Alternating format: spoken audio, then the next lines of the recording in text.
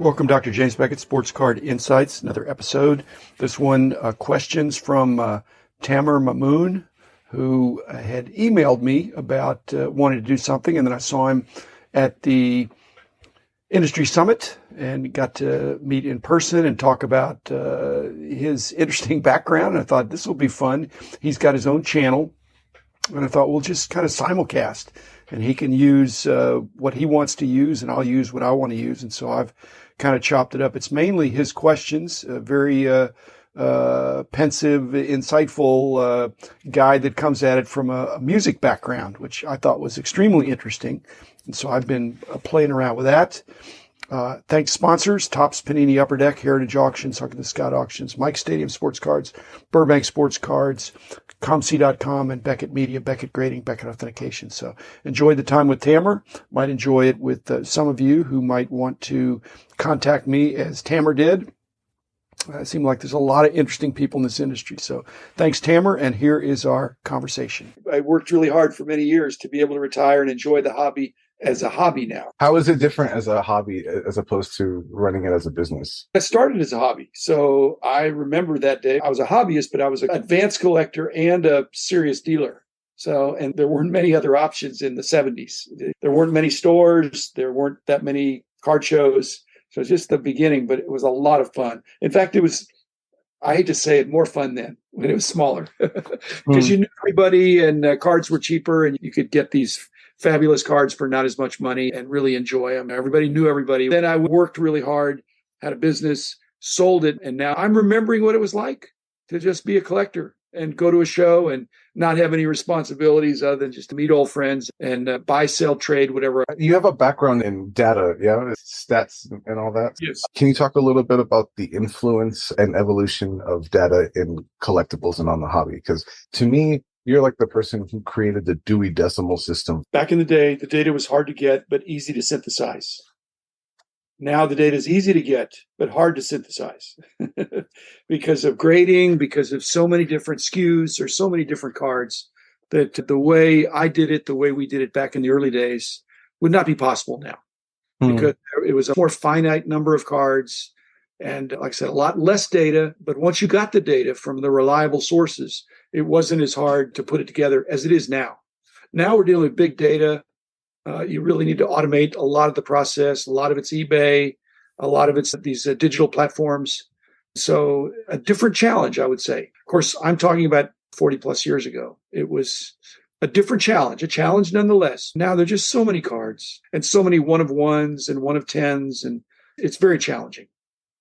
Yeah, it seems like there's a saturation of all that, so it's hard for people to differentiate what has real value and what doesn't. They have a hard time, except that somehow they find prices that they're apparently comfortable to pay, and dealers have prices they're comfortably willing to sell the cards for. Because I think a lot of these cards now are not selling as much by auction as they are by fixed price, where you throw something out there, if it sells, then that's the price. That's the new comp, even though it could be one person paying a crazy price. When we were doing the price guides back in the day, always trying to find the price that a willing, knowledgeable seller would sell to a willing, knowledgeable buyer.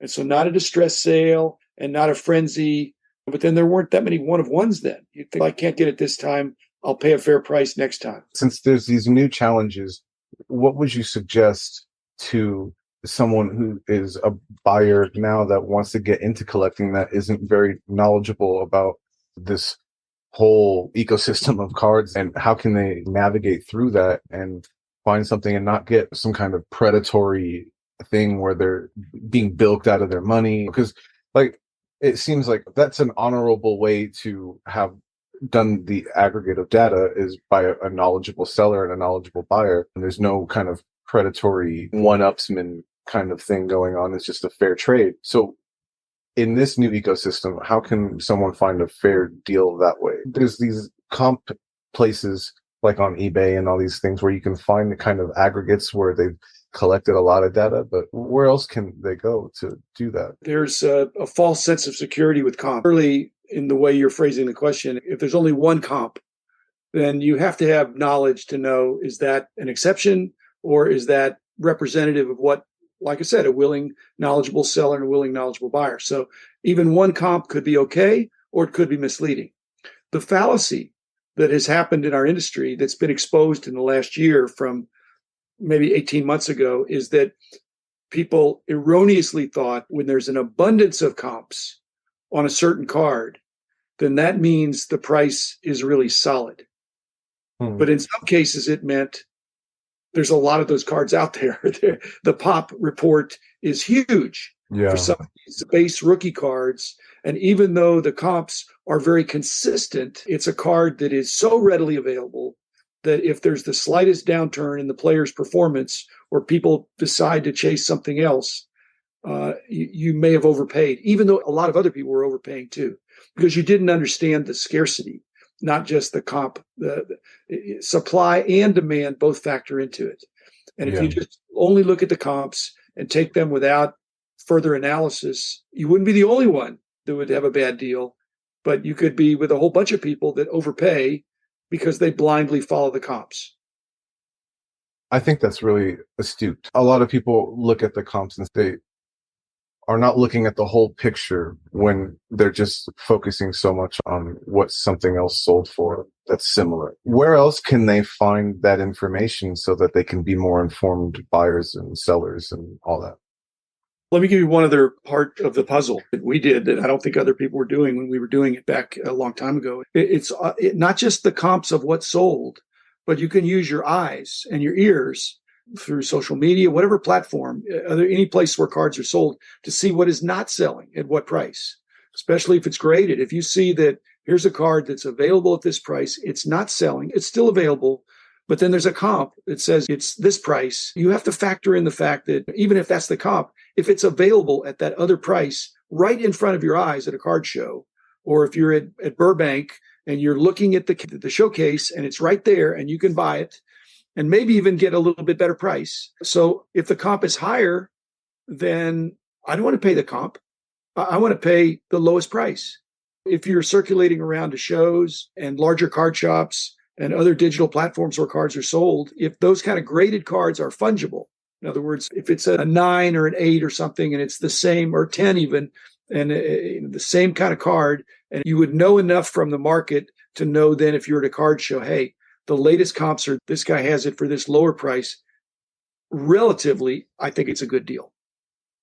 That would be more relevant for someone who's looking to perhaps flip the card and not keep it, because I think there's a different perspective for someone who wants to hold on to the card and just have it, as opposed to someone who just wants to deal and trade and do, Well, the operative word that you use there is the. If someone is looking for the card, they're at a disadvantage right from the start because their possibilities are focused on the one card. If you had a list of cards, these are my, not necessarily Grail cards, but these are cards I really want to add this year, 2022, 2023.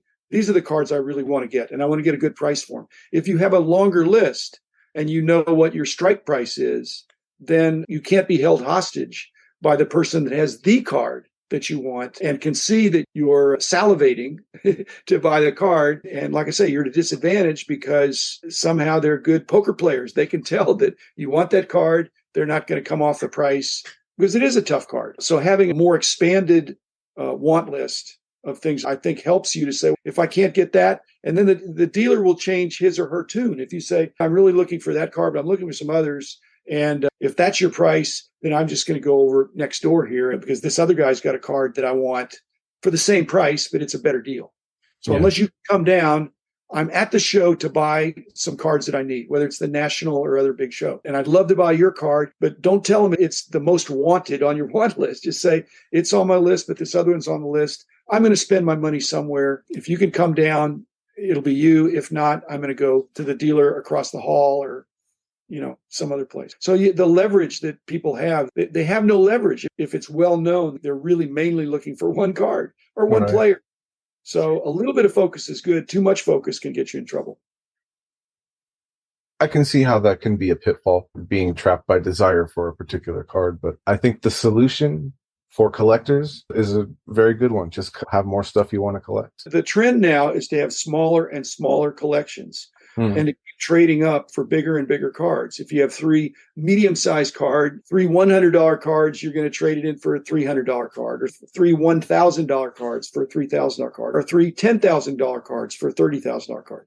That plays into what we're saying, is that if they can see that you want the one big card, and the one big card is generally tougher to get than the three medium cards, you may have difficulty getting good value in your trade. So it's like poker. You're bluffing that I have this to trade. If you want this, that's fine. If not, I'll get, because if you've got three $10,000 cards and you want a $30,000 card, the dealer would know you can cash out those 10,000 cards as well. They're going to be really good cards too. With each card having its own value, does it equate like that? Always? Not necessarily. I would imagine it depends, because if those three cards could exponentially grow, or that one card could exponentially grow, and over time that deal may not. There's a lot of factors that go into that. What was not a problem when I got started, and again, this is almost 50 years ago, is that trading within the same set, not a problem. Trading the same player. I've got a Mickey Mantle, you've got a Mickey Mantle. If one of them is older or newer, adjustments could be made. So they didn't need a price guide for same player or same set. But when you're talking about a different player in a different set with a different serial number, with a different whatever, all of a sudden it gets very complicated. And so then the comps you're looking at, hopefully they're current comps, something that's recent. It can't be last year's comp, or that could be misleading. But even if they're yesterday's comps, generally it's the dealer that pulls the trigger on these deals, I think. The dealer is behind the table, is there to try to sell. And so they're doing a mental calculus of whether or not they think their player is a better bet for future demand than the player, comparing, because it's apples and oranges. If somebody's got Bryce Harper and he's in the World Series, that's different than Mike Trout, who also is great, but hasn't even been in the postseason and still is an icon. Many of these dealers and collectors are fans. They have loyalties and appreciations for the player and the potential of that player to make the Hall of Fame and win MVPs and win championships and all that stuff. So they're doing that. And so if they think their card is trending up and your card is trending down, they're going to want to make the trade accordingly. And the dealer should get an edge. The dealer has expenses. The dealer should get an edge. It shouldn't be an even trade. The dealer should get a better deal because he's paying all those expenses, he or she. There's a lot to digest there, with the quality of the accomplishments and the sentimentality. And a lot of that is subjective then. Yes. And that's what makes it so difficult to have pricing. Well, you're acting surprised that it's subjective. Of course it's subjective. That's part of the dynamic element of it. That's what makes it interesting. It doesn't mean there's not skill involved, but there's a lot of uncertainty too. There's injuries. Your teammates can let you down. You could have a great season, but your teammates do terrible. The dynamic element is what makes it exciting, that you can't know for sure, but if you're armed with knowledge, some experience from the past, and knowing what's going on right now, I like my chances. I'm going to be right more often than I'll be wrong, because like you were saying, I'm going to compare to other players in the same sets or different sets. I have lots of alternatives for where to spend my money. And so I'm going to spend my money where I think I'm getting a good deal. And that good deal is more determined whether you're a flipper or a buy and hold guy. 10 years later, the first 10 years of Albert Pujols' career, he was legendary. And the last 10 years, he was pretty ordinary. And yet he built up enough home runs and stuff, and he's got 700 home runs and is newly appreciated based on his career stats. But the first 10 years, he was spectacular. It did not continue at that same level. And yet he's still going to be a popular player. And so you can't know that. You know, he still had some really good seasons, but not at the same level. Trout could be the same way. Brady was an exception. Brady's got 20 years. The first 10 years, he was great. You would never expect him the next 10 years to also be great and bring home these Super Bowl trophies. Now he's done it with more than one coach, more than one team. Now I don't want to jinx him, but it looks like age is maybe catching up to him this year.